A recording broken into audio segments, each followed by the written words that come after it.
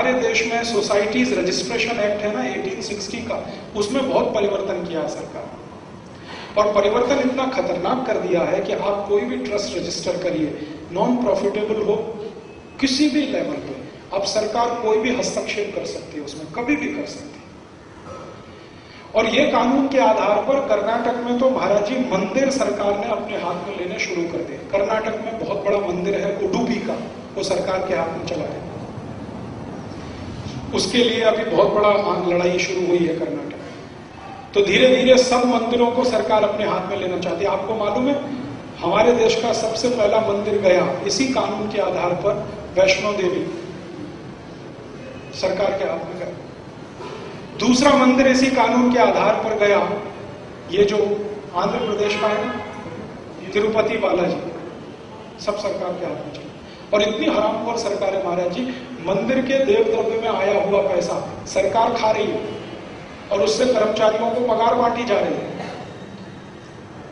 अभी आंध्रा के लोग कहते हैं कि जिस चंद्रबाबू नायडू ने ये किया उसको श्राप दिया तिरुपति बालाजी ने, इसलिए हार गया।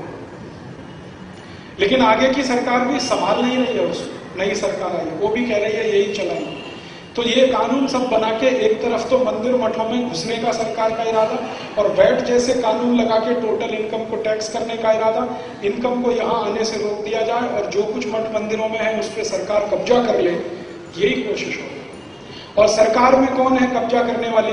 ये महा हरामखोर इस देश के पुढ़ारी लोग, वो मंदिरों के मठ के अध्यक्ष बन के बैठते हैं, दारू भी पीते हैं, रंडीबाजी भी करते हैं, वैश्यावृत्ति भी करते हैं और मंदिर के मठ के अध्यक्ष बन के बैठे। कई मंदिरों में ऐसा है। उडुपी के मंदिर में जिस व्यक्ति को अध्यक्ष बनाया है वो एक पुढ़ारी है, महाहरामखोर, और वो मंदिर का अध्यक्ष है। तो मंदिर में लोगों ने जाना बंद कर दिया। धीरे धीरे ये दुर्गति सभी मंदिरों की हो, इसलिए सभी साधु संतों को, महंतों को ज्यादा से ज्यादा ये माहिती करने की, बताने की जरूरत है।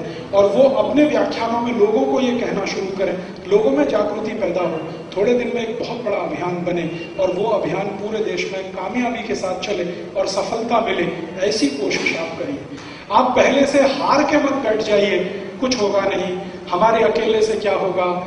मैं तो आपको एक ही छोटा उदाहरण बार बार दे रहा हूं, अगर यही हमने 2.5 महीने पहले सोचा होता, हम तो उत्तर प्रदेश में, हमारा संगठन सबसे कमजोर अगर कहीं है तो उत्तर प्रदेश में आजादी बचाओ आंदोलन, और सबसे ताकतवर तरीके से हमने अभियान चलाया बैठ का वहीं पे। संगठन कमजोर हो इससे कोई फर्क नहीं पड़ता, आदमी कम है ज्यादा इससे फर्क नहीं पड़ता, आपकी बात कितनी ताकतवर है, कितनी सत्य के नजदीक है और कितने निस्वार्थ भाव से आप कह रहे हैं उसका असर होता है। उत्तर प्रदेश के व्यापारी तो कहते हैं राजीव दीक्षित को क्या लेना देना, ना इसका कोई धंधा है, ना इसका कोई व्यापार है, ना इसकी कोई फैक्ट्री है, फिर भी ये चिंता कर